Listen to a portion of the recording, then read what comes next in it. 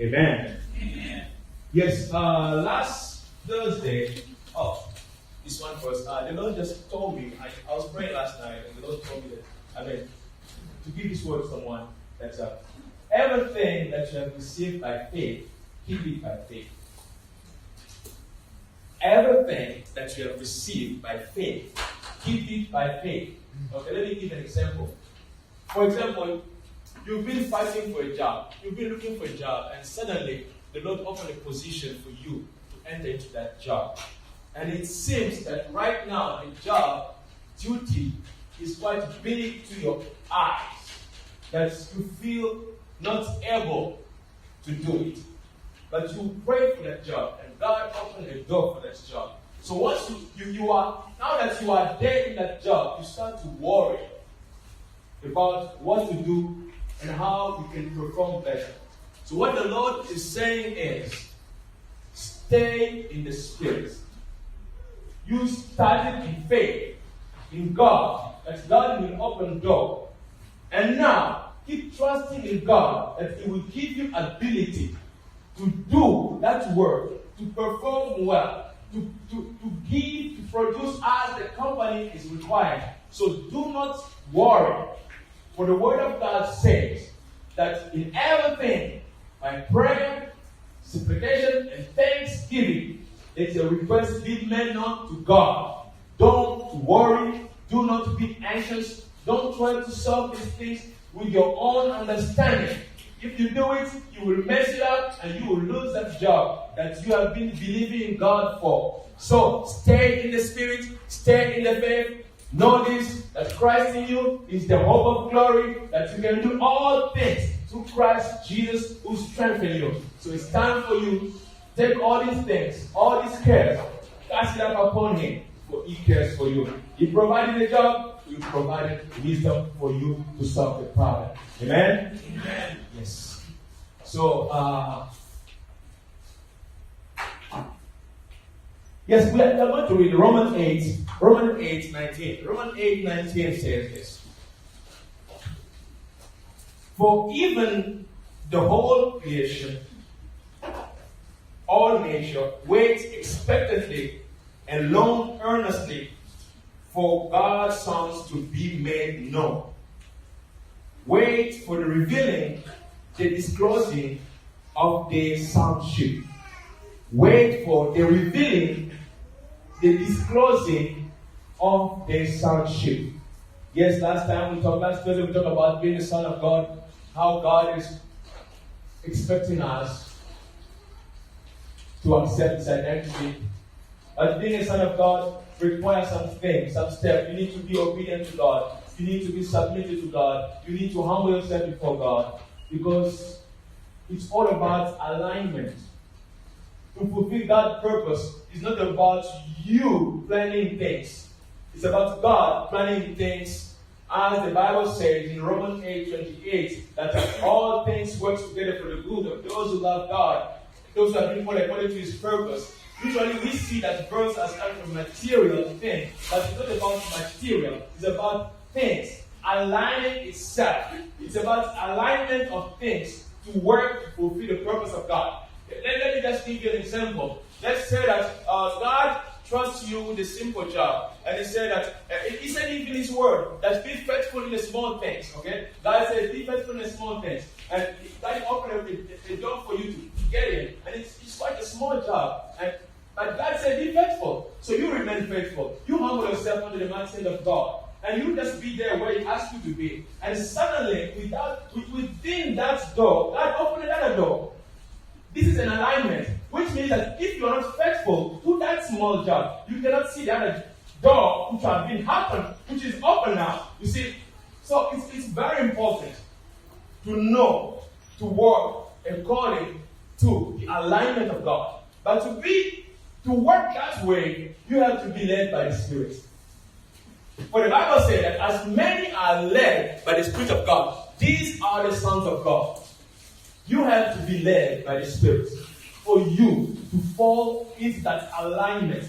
It's a very sharp. Just try to think like this. Every day, God is aligning things for someone. And we are 6 billion people. So if you miss your day, it may take time. It may take time. So I say one thing. There is one thing that the Bible says. That Jesus Christ, at 30 years old, he went to be baptized. But he was able, when he was 12, he was in the temple reading the Bible, asking questions. He was very hard. But he waited until 30. Why Jesus Christ had to wait until 30? Not 25, not 20. Because of the alignment. If Jesus Christ had appeared at 25 years old, we would have not known John the Baptist. Yeah. Because John the Baptist came something like 6 months before Christ. John the Baptist, he received the revelation while being in the desert. And when God sent him, now go, he went. So, if Jesus had been come at 25 years old and said, I am the Christ, so who's going to baptize him? Because the only person who was supposed to baptize him was John the Baptist. And he would have not shown up at 33 years old too. Because by that time, John would be in the prison and dead. So there was a time when Christ must be revealed. Not only must be revealed, but he must align himself with the purpose of God, with the plan of God, which was he must be baptized. So he came, he gets baptized, and John, having the revelation, as the Lord told him that, on whom you will see this thing happen, this is my son. John was afraid. And he said, no, Lord, I'm not the one who was supposed to do this. But what the Lord said, let us fulfill all the righteousness. Let us fulfill the plans of God. Let the plans of God go the way it's supposed to go. Which means, Jesus Christ now said, okay, John, I got it. Okay, you just bow down and baptize you. No. It would have changed God's plan. So he said, let us fulfill the plans of God. Now, I have to humble myself that you may baptize me. Though you don't feel worthy, I'm just paraphrasing right now. Though you don't feel worthy, but because of his purpose, I have to humble myself right now. You don't do what you have to do. And after that, the Bible said, the Spirit of the Lord came upon him and took the Lord into the desert for temptation. This is you aligning yourself with the purpose of God. Being so, it will require obedience. It will require you knowing the ways of God. If you don't know the ways of God, it's very difficult for you to get it. Because man is so proud. Like you're already a big man. I mean, you haven't really started your ministry yet, but you see a big man of God coming up and you say, "Oh, you're a big man of God. Oh, just lay hands on me." No. It was not about you and I. It's about God's plan being fulfilled. So to be a son of God, you have to understand God's ways. You have to know that God has time in his hands. That he's working everything according to that time. And here in Romans 8:19, the Bible says, for the creation awaits for the revelation of the sons of God. And in Amplified said the disclosing. It means, it's like when Elijah was going to God and said, Lord, I'm the only one left here. The Lord said, no, don't worry. I have 7,000. In fact, go. Anoint this guy to replace you. And I'm sure that Elisha was among the 7,000 that God said. But his identity was not disclosed yet. His identity was, he was a work. He was just doing his work as usual, helping his father doing his job. He was just doing it. And when he saw the man of God coming and put out his mantle upon him, his coat upon him, the first reaction was, he took all his oxen, he killed them, he killed them, and he cooked it for people, they eat, and his job was done. The thing which was his inheritance, he put it aside. He put it to zero. And he started to run after the man of God.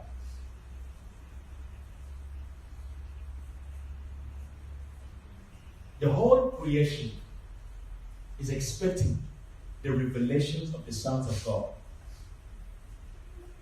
Some people think that when the Bible says that many are called and few are elected, some people think that election is already done long time ago. No. Everybody has called an election upon his life. But few accept to pay the price. Few accept to pay the price. That's why the election becomes difficult. Few accept to pay the price.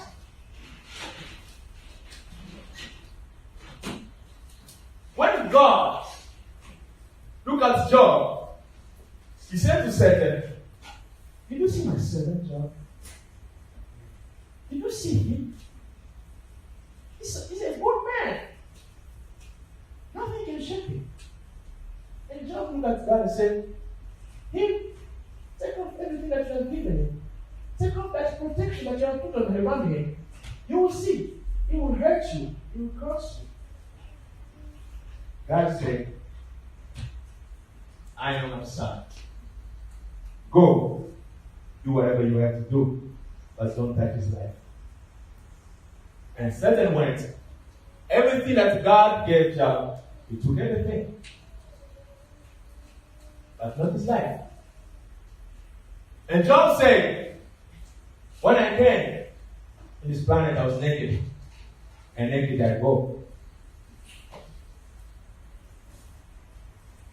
For God has given, and he has taken. Praise be the name of the Lord." The son knows who his father is.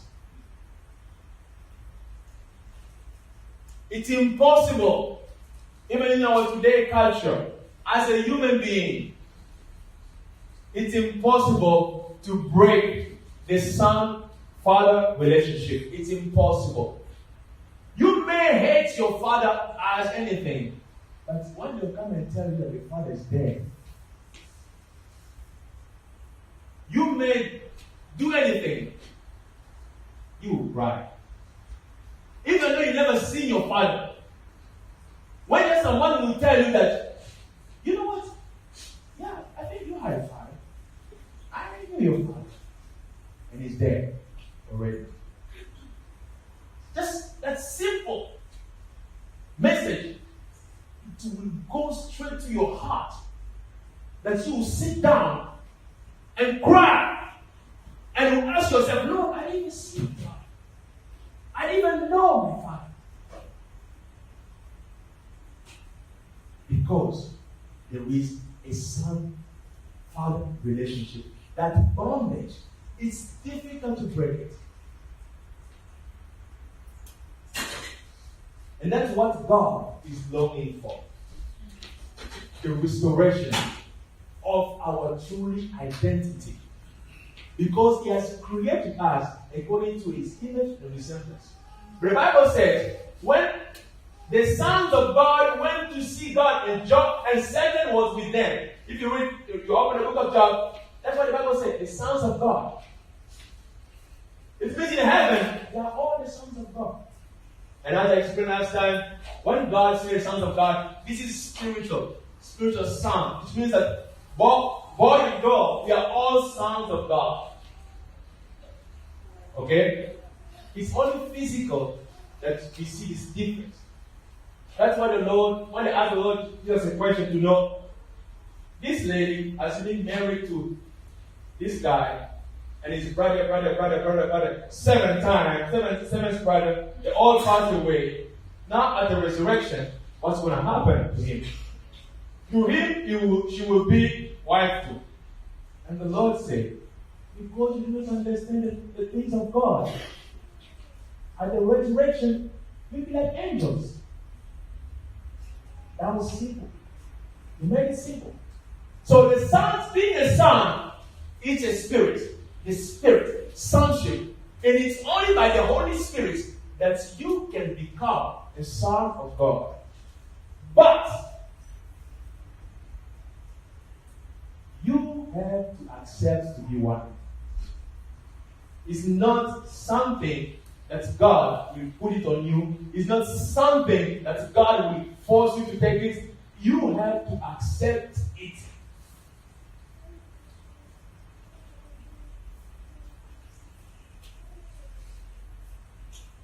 Jesus, John the Baptist sent people and said, are you the one who is supposed to come, or should you wait for another one? Before I was thinking that question, maybe John doubted. He didn't doubt. John didn't doubt. He wanted to know if Jesus knew his identity. Because John himself, he knew that he was the voice that shouted in the desert. He knew that in the scripture, that was him. He knew. So, he was trying to know, as I baptize you, do you understand who you are, really? Do you really understand that you are the Son of God? Do you really understand? Or should you wait for another? And then Jesus answered him and said, tell him this. Only in the scripture. The blind sees. The lame walk. The dead are raised. And the gospel of the kingdom is preached. And I know that when he told the disciple of John that they knew, and when they told John, I think John was at peace, he said, okay, now it's time for me to go. I've done my mission. The man is dead. That's why when the Lord entered into the temple, he opened the book and he said, the Spirit of the Lord is upon me. He has anointed me. And he read the whole verses and they put the book aside. Everybody look at him. And he said something that's changed the world. He said, today, in your hearing, this word has come to pass. Because that portion of the Bible only comes with the Messiah. Only the Messiah can quote it. Only the Messiah can accept it. Only the Son of God, Emmanuel, can take it. None of the rabbi ever stand there and say, today this word has come to pass. None of them. And when he stood and said, today this word has come to pass, they say, now they are going to kill you. Blasphemy. They took him, they carried him somewhere to beat him. And the Bible says this. As they carried him, they were going with him to throw him. He just walked between them. Can you imagine that you took someone from the temple? Let's go beat him. Let's go beat him. Let's go and throw him there. And then suddenly you get on the place you're supposed to throw him. Where is the man? Are you the one holding him? You know you were holding the man, right? I don't know. Was I holding the man or it was you? So where is it? The Bible says he walked between them. And he was gone. Some of you want to see God. Some Some of you want to see, for you to believe, you want to see God. Jesus was among them. He walked between them. None of them knew that he was there. So if people would have just lost their mind, he was able. That's why you don't have to neglect the cross. Don't think that Jesus Christ ran away from the cross. He was able to leave the cross if he wanted to.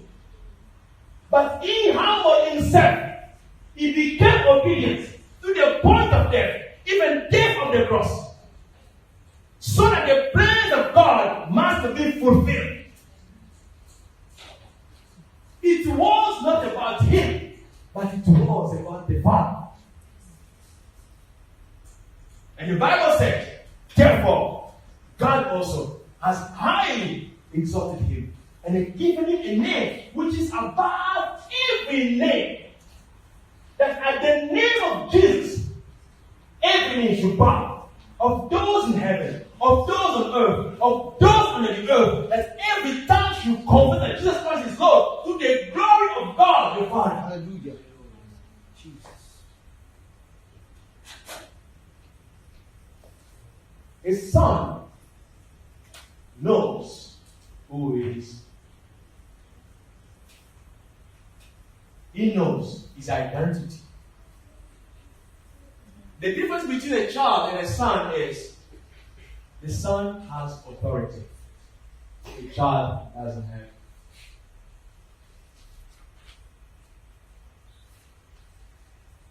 If the child of the king come here and you make the child of the king play with the poor kids, he doesn't understand anything. He will play with the poor kids. But a son of the king, not that he's a prince, he will not go and do anything with anybody. He knows his life. He knows who he is. But the child, can be taken. You can just grab him and take him whatever place. You can even take him in the slum. It's fine. You take him whatever place. It's fine. You take him great place. It's fine. But a son knows that my life is linked to the ground. A child doesn't know. A son knows that whatever I do must reflect the ground, which is the Father, the King himself.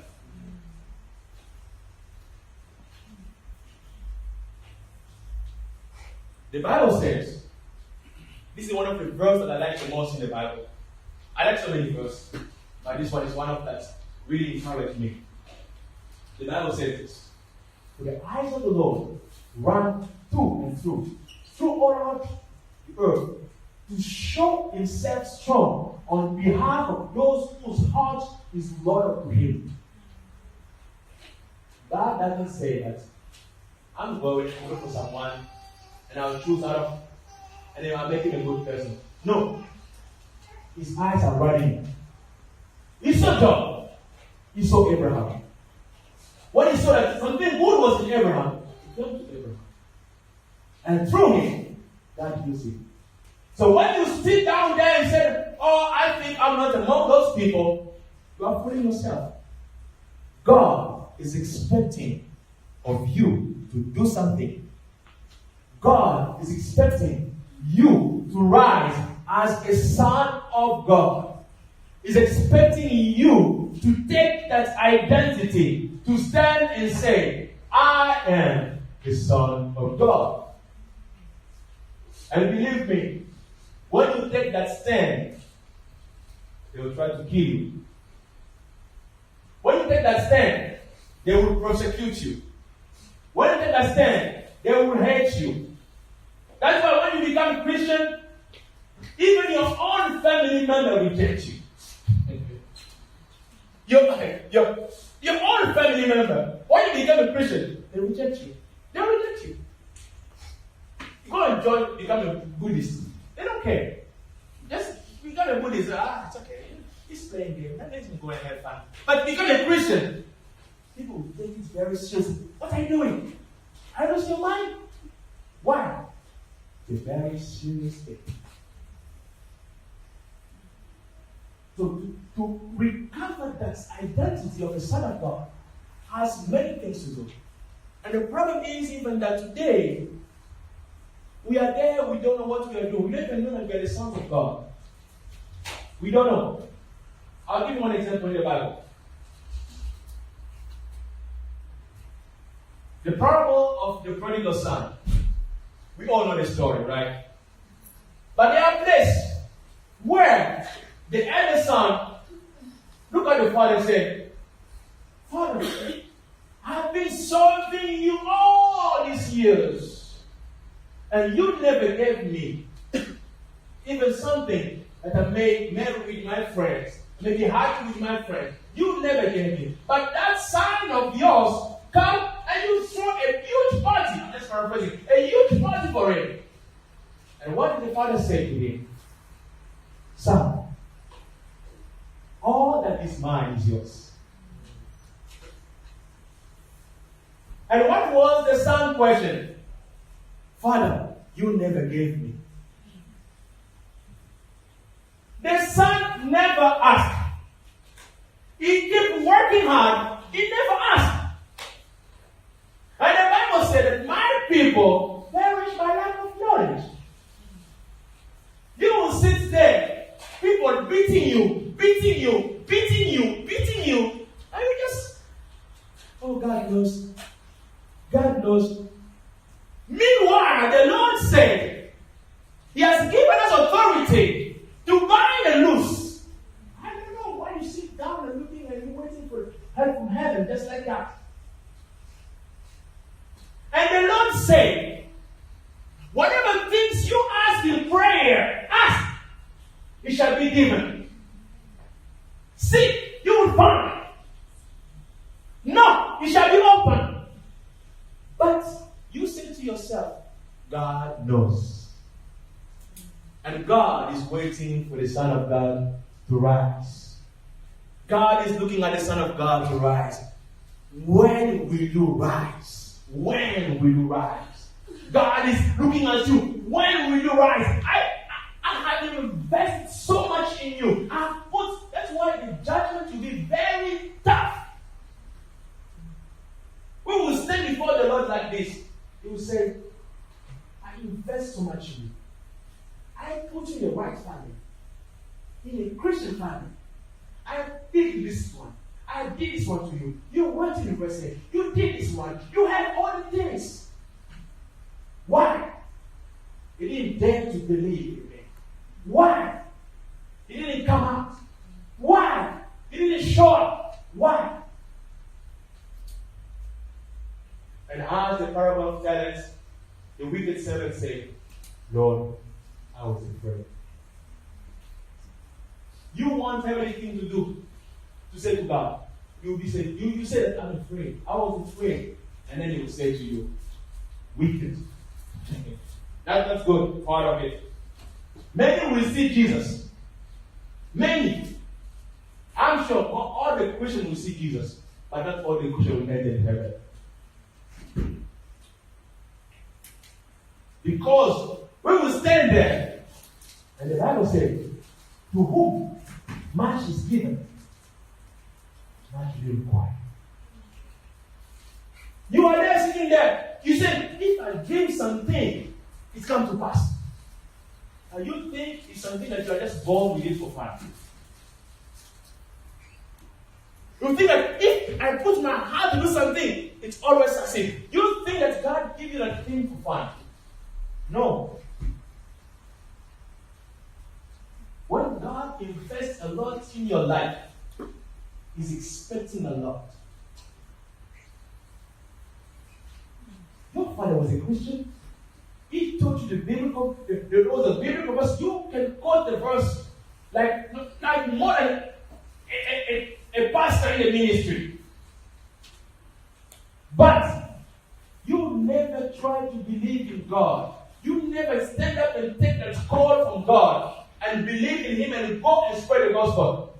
You have all these verses in you. You can quote them from morning to evening. But you never believe. You never dare to trust in Him. That day God will tell you. You know all the verses. For what was it? People need to hear those words. I sent you there as a light, but you went there, you become a darkness. I sent you there as a light, but once you get there, you become darkness. Why? Because of the environment, because of the fear of the world, of the fear of what people will say. God really trusts you. God trusts you. At the point that He gave His only begotten Son, Jesus Christ.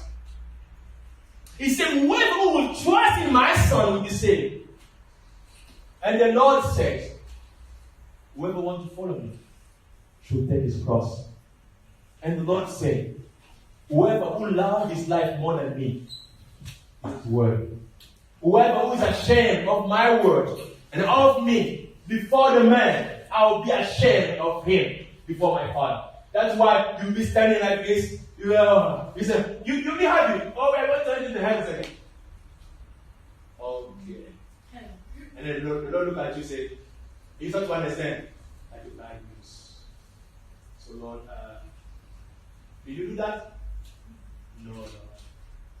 You had much, right? Yes, I think I had. So what did you do with it? Lord, the world was very tough, You don't get it right. Say, son, I was there too. There's nothing to tell Jesus. He said, wow, man, no, he said, I was there too. I was there too, son. I was there. There's nothing you can tell me that I didn't go through too. I was there. So God is expecting something from us. Even though you have one talent, even though you have one talent, even though you have only one gift, because every human being has something to do in his planet. Even one you have, it will require of you for it. So if you sit down and say, God is good, God is merciful, loving and kind, for this time, yes. For the time of judgment, you'll be the righteous judge. Standing there, judging each and every. Those who don't believe, no problem. They have chosen their way.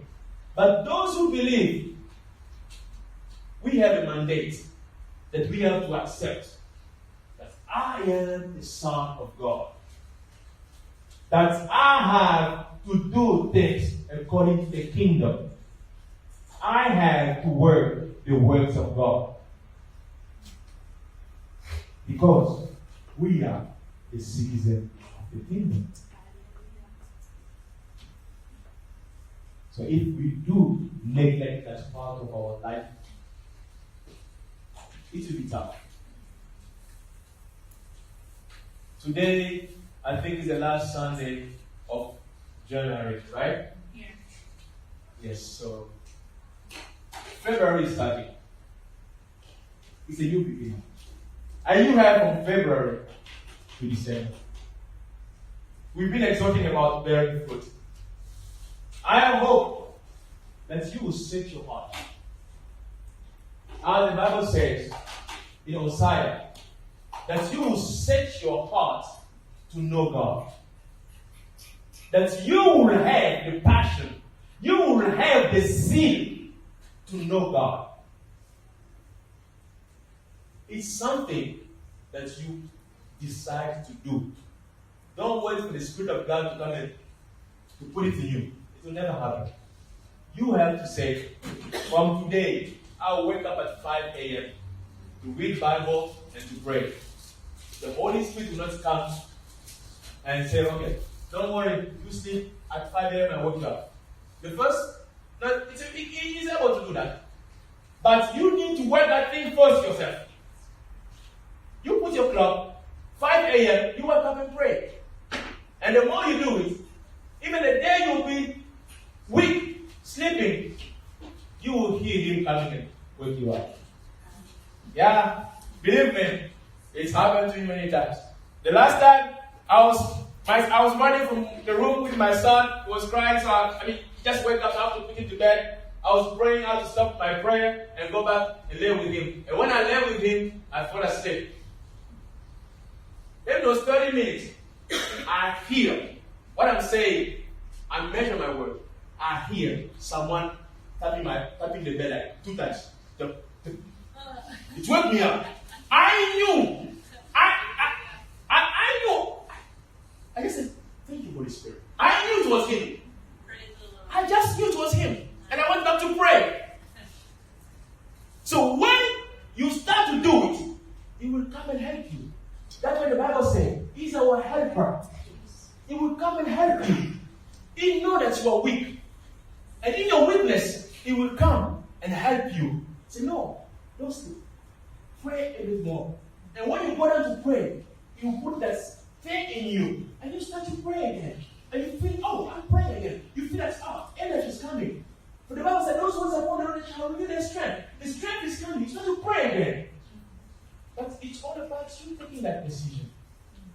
God will never be against you. And for you to see the hand of God, for you to live for God, you have to be led by the Holy Spirit. And God is really expecting you. God is waiting for you. God is looking down here. He's not even looking down. He's every day at your bedside.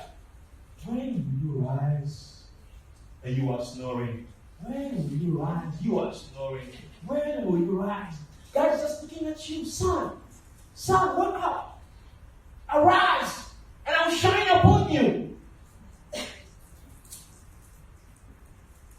We love our beds too much. We love our burger too much. We cannot fast. But the Lord is expecting. And the Lord says, whoever is ashamed of him, whoever who wants to follow him, should take his cross. By the way, the Lord is coming back soon. The Lord is coming back soon. Let's stand and pray.